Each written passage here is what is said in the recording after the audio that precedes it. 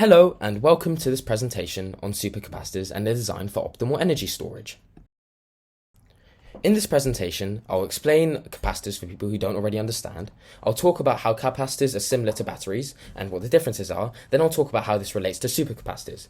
Then I'll explain the grand challenge that UCL is going towards their research and a quick recap to understand everything. So, capacitors are devices used for storing energy. They consist of two conductors placed a close distance from each other, separated by an insulator. They store energy by allowing opposite charges to build up in the conductors. So, for example, electrons may be allowed to build up in one conductor, and there will also subsequently be a deficit of electrons in the other, creating equal and opposite deposits of charge in each conductor. This creates a potential difference. This is potential energy that can later be transformed back into electrical energy and used for a purpose. Now we've established that capacitors store energy, what's the difference between capacitors and batteries? So capacitors and batteries have similarities and differences. Capacitors have quicker charge and discharge rates, which means they can take greater power loads, high voltages, high currents. They have longer cycle lives, however they have lower energy densities, which means they cannot store as much energy for the same volume. And batteries, on the other hand, can use a small volume to store a lot of energy, however they cannot take great power loads. As you may notice, lower energy density is highlighted for capacitors. This is what supercapacitors aim to tackle. So, capacitors and batteries both have opposing pros and cons. Supercapacitors bridge this gap. They provide long cycle lives and quick charge discharge rates while having much higher energy densities than regular capacitors. Supercapacitors aren't all built the same though.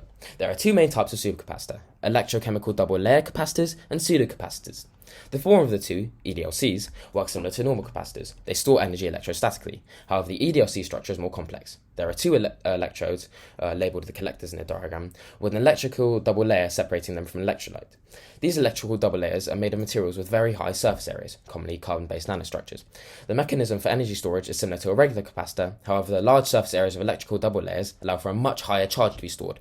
This is akin to how a sponge absorbs more water than a cloth. On the other hand, the other type of supercapacitor, the pseudocapacitor, stores energy electrochemically. Redox reactions where electrons are transferred between species, occur at the electrodes when the capacitor is charged, and the reverse reaction happens to discharge. Thus, energy is stored in the chemical bonds made through these redox reactions. There is, in fact, a third type of supercapacitor, the hybrid supercapacitor. These are made using different combinations of the first two types. So now onto the grand challenge. Supercapacitors are used to store energy.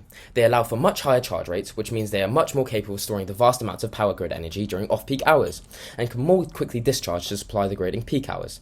They also have much longer life cycles than batteries, which means fewer resources are used. They are also made of safer materials than batteries. Thus, potential capacitor technology could be more sustainable than batteries. UCL research into supercapacitors is very specific. However, some recent investigations can be seen on the screen.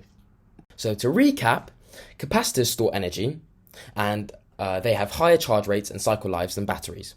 Supercapacitors make up for the one downside of capacitors, which means that they have greater energy density.